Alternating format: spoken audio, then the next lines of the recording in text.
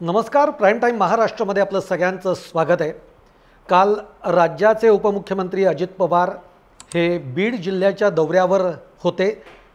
अजित पवार हे बीडचे पालकमंत्री पण आहेत. कालच्या दौऱ्यामध्ये त्यांनी अधिकाऱ्यांच्या भेटीगाठी घेतलेल्या आहेत. काही अधिकाऱ्यांना त्यांनी फैलावरसुद्धा घेतल्याचं आपण बघितलेलं आहे. त्यानंतर धनंजय देशमुखांची सुद्धा अजित पवारांबरोबर भेट झालेली आहे. या भेटीमध्ये साधारणतः संतोष देशमुख प्रकरणामध्ये जे आरोपी आहेत त्यांना कठोरातली कठोर शिक्षा होईल याचं आश्वासन अजित पवारांनी दिलेलं आहे. त्याचबरोबर अजित पवारांनी सगळ्यात महत्त्वाचं म्हणजे आपल्या कार्यकर्त्यांच्या बरोबर संवादही साधलेला आहे. एक मेसेज कार्यकर्त्यांमध्ये जावा या पद्धतीचं त्यांची काही भाषणं त्यांनी कार्यकर्त्यांच्या समोर काल केलेलं आहे. त्यामुळे एकूणच अजित पवारांचा कालचा बीडचा दौरा जो आहे तो एका वेगळ्या अर्थाने जर आपण बघितलं तर तो महत्त्वाचा ठरलेला आहे. पण त्याचबरोबर अजित पवारांच्या या बीडच्या दौऱ्यामध्ये आपल्याला कुठेही धनंजय मुंडे हे दिसलेले नाही आहेत. आता परळी बीड असं म्हटल्यानंतर धनंजय मुंडे हे समीकरण खरं आलंच, पण कालच्या अजित पवारांच्या दौऱ्यामध्ये धनंजय मुंडे हे कुठेही नव्हते. धनंजय मुंडे हे गेले 2 ते 3 दिवस मुंबईमध्ये आहेत आणि कालच्या दौऱ्याच्या बाबतीमध्ये त्यांनी एक्सवर पोस्टही केलेली आहे की माझी प्रकृती बरी नसल्यामुळे मी दादांच्या या बीड दौऱ्यामध्ये सहभागी होऊ शकलेलो नाही, अशी त्यांनी एक पोस्टही दिली. यावरनं धनंजय मुंडे हे आजारी असावेत, त्यांची प्रकृती बरी नाही आहे आणि म्हणून ते या दौऱ्यामध्ये सहभागी झाले नाहीत असं सकृत दर्शनी आपल्याला दिसतं. पण गोष्ट अशीही घडलेली आहे की आपल्या मुलीच्या फॅशन शोमध्ये धनंजय मुंडेंनी हजेरी लावलेली आहे. त्यांच्या परिवारासोबत ते या फॅशन शोला गेलेले आहेत. आता तुम्ही म्हणाल की आजारी असणारा माणूस फॅशन शोला जाऊ शकत नाही का? अगदी नक्की आहे. आपल्या लेकीचं कौतुक बाप नाही करणार तर कोण करणार? त्यामुळे धनंजय मुंडे हे तिकडे जाऊ शकतात, हे अगदी खरं आहे.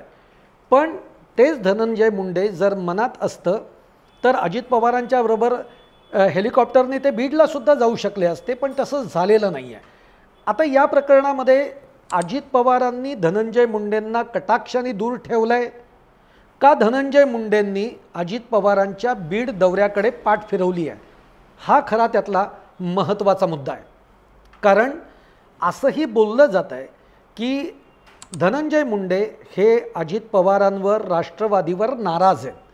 याचं कारण असं, धनंजय मुंडेंचं असं म्हणणं आहे की संतोष देशमुख हत्या प्रकरणामध्ये वाल्मिक कराडला अटक झाली. वाल्मिक कराड हा जरी माझा कार्यकर्ता असला तरी त्याच्यावरनं हे सगळे संबंध लावून माझं मंत्रिपदाचा जो मला राजीनामा द्यावा लागलेला आहे हा माझा राजीनामा घेणं हे उचित नव्हतं असं कुठेतरी धनंजय मुंडेंना वाटतं आहे आणि म्हणून ते अजित पवारांवर राष्ट्रवादीवर नाराज आहेत. आपल्या पाठीमागे राष्ट्रवादी उभी राहिली नाही, अजित पवार उभं राहिले नाहीत असं बहुतेक धनंजय मुंडेंना वाटत असावं. पण एकूण कालच्या सगळ्या दौऱ्यामध्ये धनंजय मुंडे हे काही अजित पवारांच्या बरोबर नव्हते. आता या सगळ्यावरनं म्हणजे आता आपण एक एक जरी गोष्टी बघितल्या तर अजित पवार अगदी बीडमध्ये दाखल झाल्यानंतर जर तुम्ही बघितलं असेल तर तिथे त्यांच्या स्वागतासाठी जे काही अधिकारी आले होते त्या अधिकाऱ्यांना लगेच तिथेच सगळे रिपोर्ट ते मागत होते. काही ज्या गोष्टी नव्हत्या त्याच्यावरनं ते फैलावर घेत होते अधिकाऱ्यांना. हे चित्रसुद्धा आपण बघितलेलं आहे. म्हणजेच अजितदादांनी हे दाखवून दिलं आहे की बीडमध्ये उतरल्या आता मी हा सगळा बीड जिल्ह्याचा जो काही आहे तो ताबा मी घेतलेला आहे आणि आता इथे ज्या पद्धतीने काही काम जर का चुकीचं चाललं असेल तर त्याला आता कुठेही तर नजरअंदाज केलं जाणार नाही. हा संदेश अजित पवारांना त्यातनं द्यायचा होता. म्हणून अगदी हेलिपॅडवर जे काही अधिकारी आले होते त्यांच्याशी लगेच त्यांनी संवाद साधत जे काही आहे काय काय कामं झाली आहेत काय काय नाही याचा आढावा त्यांनी घेतला.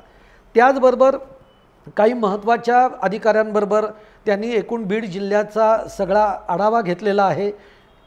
ते झाल्यानंतर धनंजय देशमुख जे आहेत, संतोष देशमुख यांचे बंधू, यांची देखील त्यांची भेट झालेली आहे आणि या भेटीमध्ये त्यांना आश्वासित केलेलं आहे की काहीही झालं तरी आरोपींना कठोरातली कठोर शिक्षा होईल हे आश्वासित त्यांना केलेलं आहे.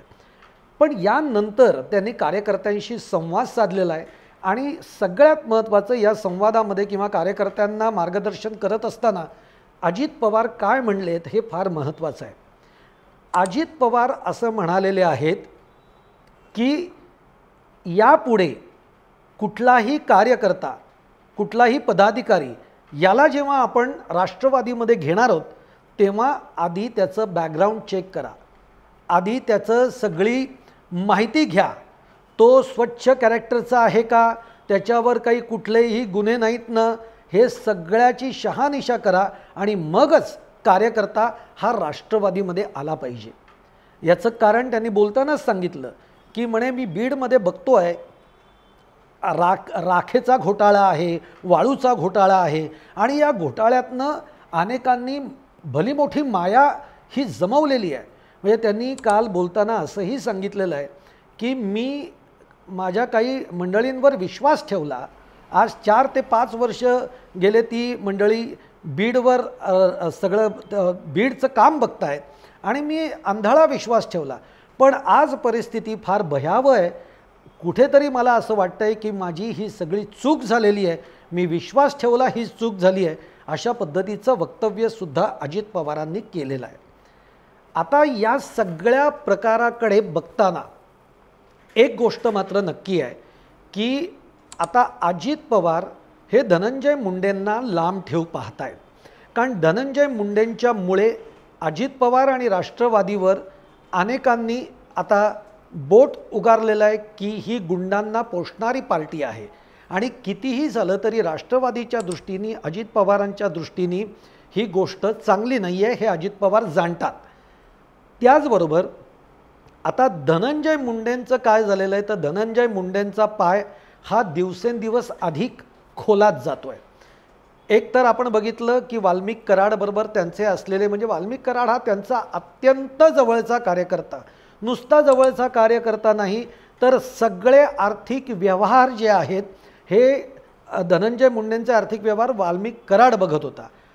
त्याचबरोबर तुम्हाला माहिती आहे लाडकी बहीण जी योजना आहे, या योजनेच्या म्हणजे बीड जिल्ह्यातल्या अध्यक्षपदावर त्यांनी वाल्मिक कराडांची नियुक्ती केलेली होती. म्हणजे इतका वाल्मिक कराडवर विश्वास, किंवा असंही म्हटलं जातं की एका नाण्याच्या 2 बाजू, म्हणजे एक धनंजय मुंडे आणि दुसरं वाल्मिक कराड, इतकं हे समीकरण आहे. आणि याच्यात जेव्हा संतोष देशमुख यांची हत्या होते, ती हत्या ही खंडणीच्या प्रकरणातनं होते. या सगळ्या खंडणी प्रकरणामध्ये वाल्मिक कराड हा मुख्य आरोपी ठरतो आणि मग त्याचे जे काही 4 ते 5 साथीदार आहेत ज्यांना अटक झालेली आहे, एकच माझ्या मते त्यातला जो साथीदार आहे तो अजूनही फरार आहे, आंधळे, त्याला काही अजून पोलीस शोधू शकलेले नाहीत. पण 5 माझ्या मते या कराडचे साथीदार आहेत, त्यांना अटक झालेली आहे. आता मुख्य आरोपी कराड आहे, हा कराड धनंजय मुंडेंचा एकदम क्लोज आहे. अशा वेळेला धनंजय मुंडेंच्याकडे ही संशयाची सुई वळणार आहे. का तर मुळामध्ये सर्वप्रथम जेव्हा सरपंच संतोष देशमुखांची हत्या झाली तेव्हा हा फक्त खंडणीचा प्रकार आहे एवढंच समोर आलं होतं. पण खंडणीच्या प्रकरणातनं हत्या हे नंतर सगळं स्वरूप बाहेर आलं आणि या प्रकरणात जर का वाल्मिक कराड असेल तर हे प्रकरण अत्यंत गंभीर आहे. हे यासाठी गंभीर आहे कारण या प्रकरणातले जेवढे आरोपी आहेत त्यांना फाशी होणं हे आता जवळपास निश्चित आहे. म्हणजे एकूण आता त्यातल्या काही आरोपींनी कबुली दिलेली आहे की होय संतोष देशमुखांची हत्या आम्हीच केली. आता एक एक खुलासे हे समोर येत आहेत आणि ते जेव्हा येत आहेत तेव्हा प्रकर्षाने धनंजय मुंडे यांचा पाय का मी खोलात म्हणतोय तर कारण खंडणीच्या संदर्भामधल्या ज्या काही बैठका झालेल्या होत्या, या बैठका या धनंजय मुंडेंच्या उपस्थितीमध्ये झालेल्या होत्या असे हे काही संदर्भ हे आहेत. आता जर तसे असतील आणि हे संदर्भ थेट धनंजय मुंडेंपर्यंत येऊन पोचले तर मात्र धनंजय मुंडेंच्या अडचणी या वाढू शकणार आहेत. त्यातून सुरेश धसासारख्या माणसांनी, आमदारांनी हे प्रकरण इतकं लावून धरलं की आज या प्रकरणाचं एकूण जर का यश म्हणलं तर ते अंजली दमानिया आणि सुरेश धस या दोघांमुळे हे सगळं प्रकरण बाहेर आलं, मोठं झालं आणि यातल्या जे काही आरोपी आहेत त्यांना अटक झालेली आहे. त्यामुळे सुरेश धस सातत्याने म्हणतायत की या आकाच्या मागचा आका कोण आहे, आणि खरंच जर तशा पद्धतीचे काही धागेदोरे समोर आले तर धनंजय मुंडेंच्या अडचणी या वाढणार हे अगदी निश्चित आहे. त्याचबरोबर कौटुंबिक प्रश्न देखील धनंजय मुंडेंच्या मागची पाठ काही सोडत नाही आहेत. म्हणजे करुणा शर्मा मुंडे जे प्रकरण आहे, या प्रकरणामध्ये जवळपास 2 ते 3 ठिकाणी याच्या केसेस चालू आहेत. आता या प्रकरणामध्ये सुद्धा नेमकं काय होणार, कारण हे प्रकरण उच्च न्यायालयात पण आहे आणि कितीही झालं तरी हे प्रकरण धनंजय मुंडेंच्या विरोधामध्ये जाऊ शकणार आहे, याची देखील कल्पना ही जवळपास आलेली आहे. तिसरी गोष्ट, आत्ता नुकतेच अंजली दमानी यांनी काही अजून जमीन घोटाळ्याची प्रकरणं ही धनंजय मुंडेंच्या संदर्भात बाहेर काढलेली आहेत. त्यामुळे तोही एक भाग आपल्याला बघावा लागेल. आणि सगळ्यात महत्त्वाचं म्हणजे कालच अगदी संध्याकाळीच माझ्या मते अंजली दमानी यांनी बावनकुळेंची भेट घेतलेली आहे आणि बहुतेक धनंजय मुंडेंच्या विरोधामध्ये आणखीन काही मोठा गौप्यस्फोट हे अंजली दमानिया करतील अशी देखील शक्यता निर्माण झाली आहे.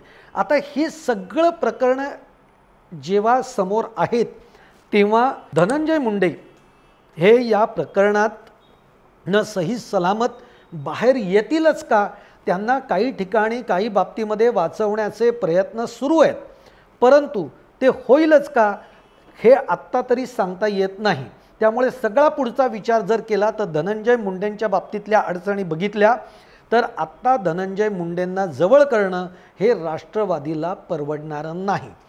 मग आता अशा स्थितीमध्ये जेव्हा आपण धनंजय मुंडेंना जवळ करणार नाही आहोत तेव्हा अशा स्थितीमध्ये बीडमध्ये परळीमध्ये धनंजय मुंडेंसारखं स्ट्रॉंग व्यक्तिमत्व कोण आहे जे राष्ट्रवादीसाठी तयार केलं जाऊ शकतं, याचीच तयारी आता खुद्द अजित पवार करतायत.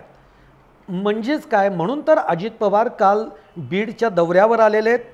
याच्यामध्ये या सगळ्या संतोष देशमुख हत्या प्रकरणामध्ये एक गोष्ट अशी झालेली आहे, एक तर मुळामध्ये बीडमध्ये म्हणा किंवा तुम्ही मराठवाड्यातच म्हणालात तर जातीपातीचं जे प्रकरण आहे हे अत्यंत संवेदनशील आहे.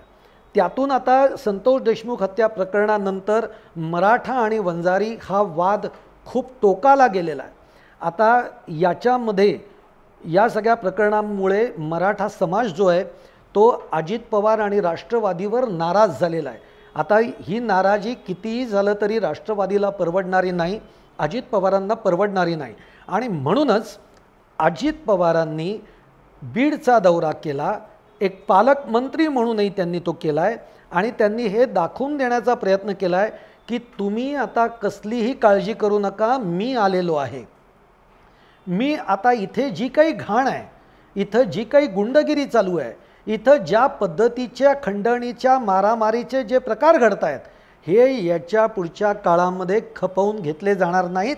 जो कोणी याच्या पुढच्या काळातही अशा पद्धतीच्या कोणत्याही घटनांमधनं समोर येईल त्याला मोक्का लावायला सुद्धा मी मागे पुढे बघणार नाही, असं स्टेटमेंट अजित पवारांनी दिलं आहे.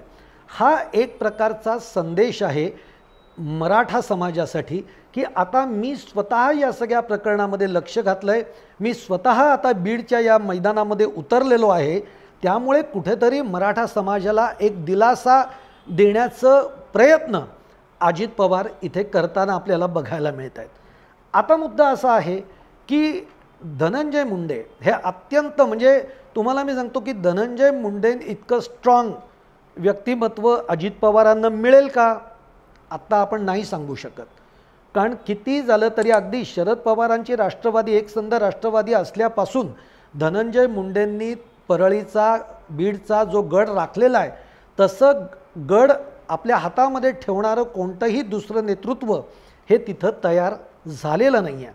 आणि म्हणून धनंजय मुंडेंना जर का दूर ठेवायचं असेल तर परळी असेल बीड असेल या ठिकाणी एक स्ट्रॉंग आपल्याला तिथं ज्याला म्हणतो एक नेतृत्व तयार करावं लागेल. हे अजित पवार आता त्याचा चाचपणी करतायत, त्याचा शोध घेत आहेत.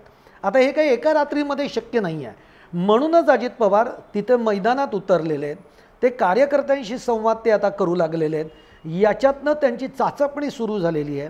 ही का झालेली आहे तुम्हाला मी सांगतो. धनंजय मुंडे जोपर्यंत होते तोपर्यंत सुरेश धस हे त्यांच्या आष्टीपुरते म्हणजे सीमित राहू शकणारं होतं. परंतु आता काय झालेलं आहे, संतोष देशमुख प्रकरणानंतर सुरेश धस हे आष्टीत तर अत्यंत प्रबळ समजले जातात, पण आता सुरेश धस हे बीड, परळी या ठिकाणीही त्यांचं प्राबल्य वाढलेलं बघायला मिळत आहे. आता सुरेश धस म्हणजे ते भाजपचे आमदार आहेत, याचाच अर्थ किती दूरदृष्टीनं, किती हुशार बुद्धीनं हे सगळं राजकारण खेळलं जातं आहे हे तुमच्या लक्षात येईल. सुरेश धसांना हा सगळा पाठिंबा कोणाचा आहे, सुरेश धसांमध्ये ही हवा कोणी भरली आहे, तर मुख्यमंत्री देवेंद्र फडणवीस हे अत्यंत चाणाक्ष आहेत. त्यांनी या सगळ्या परिस्थितीमध्ये ओळखलं की काय व्हायला पाहिजे आणि इथे आपलं नेतृत्व स्ट्रॉंग झालं पाहिजे आणि त्याप्रमाणे त्यांनी सुरेश धसांना बळ दिलं. सुरेश धसांनी सुद्धा त्या सगळ्या गोष्टीचं सोनं करत आपण बघितलं की संतोष देशमुख हत्या प्रकरणामध्ये त्यांनी पूर्ण आपला तिथे वर्चस्व प्रस्थापित केलं आहे. आता बीडमध्ये जरी तुम्ही गेलात तरी सुरेश धस हे नाव चर्चिलं जातं आहे. सुरेश धसांनी हे तर प्रकरण लावून धरलंच, पण त्याचप्रमाणे सुरेश धसांनी मराठवाड्यामध्ये, बीडमध्ये, परळीमध्ये जे मनोज जरांगेंचं एक प्राबल्य वाढत गेलेलं होतं त्यालासुद्धा कुठेतरी एक शह दिलेला आहे. आज मनोज जरांगे हे आत्ता जर या क्षणाला आपण बघितलं तर मनोज जरांगे आत्ता कुठेही नाही आहेत. आता अर्थात याला कारण मनोज जरांगेंची स्वतःची काही कारणं आहेत त्या निवडणुकीच्या काळातली, जी आता मी परत ती सांगत बसत नाही, पण त्यांच्याही काही चुका घडलेल्या आहेत. त्याच्यातनं मनोज जरांगेंवरचा जो विश्वास मराठा समाजाचा होता तोही कमी झाला. पण आता सुरेश धसांकडे एक मराठा नेतृत्व म्हणून बघितलं जाऊ लागलेलं आहे आणि ही चाणाक्ष खेळी ही भाजप आणि देवेंद्र फडणवीस यांनी खेळली आहे. म्हणजे एकीकडे सुरेश धसांचं एक आव्हान अजित पवारांच्या समोर आहे, दुसरीकडे आपण बघितलं तर राष्ट्रवादी शरद पवार गटाचे खासदार माझ्या मते दत्ता भरणे मामा जे आहेत हे तिथे खासदार आहेत, म्हणजे ते एक आव्हान अजित पवारांच्या समोर आहे. अशा वेळेला बीड परळीमध्ये एक नेतृत्व जे धनंजय मुंडेंच्या पर्याय म्हणून आपल्याला उभं करता येईल का याची चाचपणी ही आता अजित पवारांना करावी लागणार आहे. म्हणून अजित पवारांनी हा जो कालचा बीडचा जो दौरा आहे हा दौरा केलेला आहे. या दौऱ्यामधनं त्यांनी हा मेसेज दिला आहे की तुम्ही घाबरू नका, काही असलं तरी माझ्याशी मोकळेपणाने मला सांगा, मी त्याच्यावर पर्याय देईन. कार्यकर्त्याची जी एंट्री राष्ट्रवादीमध्ये होईल त्याचं सगळं बॅकग्राऊंड चेक करूनच त्या झाली पाहिजे आणि त्याचबरोबर आता कुठलाही घोटाळा, कुठलीही दहशतवाद म्हणजे त्या गावातला जो गुंडगिरीचा दहशतवाद असतो तो दहशतवाद आता खपवून घेतला जाणार नाही, हे संकेत अजित पवारांनी दिलेले आहेत. थोडक्यात अजित पवार आता बीडच्या रणांगणात उतरलेले आहेत आणि बीडकरांना, परळीकरांना त्यांना हे सांगायचं आहे की आता मी स्वतः म्हणजे आता माझा चेहरा हाच इथे असणार आहे आणि मीच आता या जिल्ह्याचा जो पालकमंत्री आहे तो पालकमंत्री पदाचा कारभार करत असताना इथे चांगलं सुशासन कसं राहील याची जबाबदारी आता मी घेतली आहे. त्यामुळे त्यांनी एक संदेश आपल्या मराठा समाजाला दिलेला आहे. असा सगळा हा जर आपण प्रवास बघितला तर अजित पवार आता धनंजय मुंडेंना पर्याय शोधतायत का असा जर प्रश्न आला तर होय, आता धनंजय मुंडेंसाठी अजित पवार पर्याय शोधतायत, हेच उत्तर आपल्याला यातनं मिळू शकतं. तुम्हाला माझा व्हिडिओ जर आवडला असेल तर तो लाईक करा, शेअर करा आणि आमचं चॅनल सबस्क्राईब करा.